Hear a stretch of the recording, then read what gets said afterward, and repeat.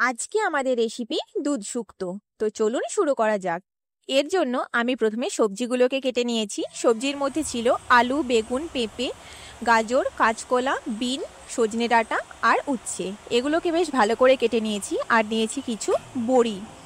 এবার কড়াইতে সরষের তেল গরম করে প্রথমে বড়িগুলোকে বেশ ভালো করে লাল লাল মতো করে ভেজে কড়াই থেকে তুলে নেব। এবার যে সবজিগুলো সেদ্ধ হতে বেশি সময় লাগে, যেমন ধরুন আলু, পেঁপে, গাজর, সজনে ডাঁটা, এগুলোকে তেলের মধ্যে অল্প একটু নুন দিয়ে বেশ ভালো করে ভেজে নেব। একসাথে দিয়ে সবজিগুলোকে ভাজলে অল্প সময়ে কিন্তু কাজটা হয়ে যায়। এবার এগুলোকে বেশ ভালো করে ভাজা হয়ে গেলে কড়াই থেকে তুলে নিয়েছি। এবার ওর মধ্যেই আমি দিয়েছি বিন এবং বেগুন। অল্প একটু নুন দিয়ে এগুলোকেও বেশ ভালো করে ভেজে নেব। ভাজা হয়ে গেলে কড়াই থেকে তুলে নিয়েছি। এবার আমি কাঁচকলাটাকে আলাদা করে ভেজে নিয়েছি। কাঁচকলাটা ভাজা হয়ে গেলে কড়াই থেকে তুলে নিয়েছি।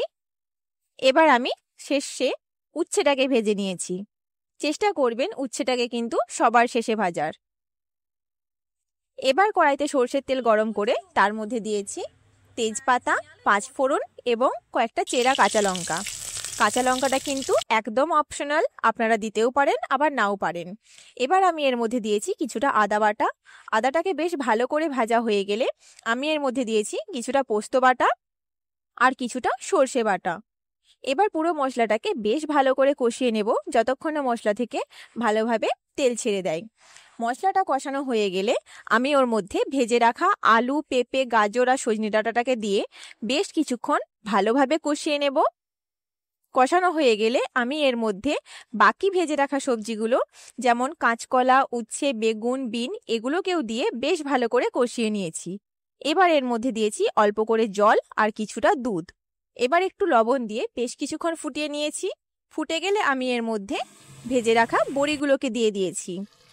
এবার যতক্ষণ না আলুগুলো সব সেদ্ধ হয়ে যাচ্ছে ততক্ষণ ফুটতে দিয়েছি। এবার এর মধ্যে দিয়েছি অল্প করে চিনি, কিছুটা ঘি আর কিছুটা ভাজা মশলা। ভাজা মশলা বলতে রাঁধুনি আর মৌরিটাকে ড্রাই রোস্ট করে গুঁড়ো করে নিয়েছি। এটা দিয়ে নাড়িয়ে নামিয়ে নিলেই রেডি আমাদের দুধ শুক্তো। দেখুন কি সুন্দর দেখতে হয়েছে না? খেতেও কিন্তু দারুণ হয়েছিল। এইভাবে ট্রাই করতে পারেন আর গরম ভাতের সঙ্গে পরিবেশন করুন গরম গরম দুধ শুক্তো। ধন্যবাদ।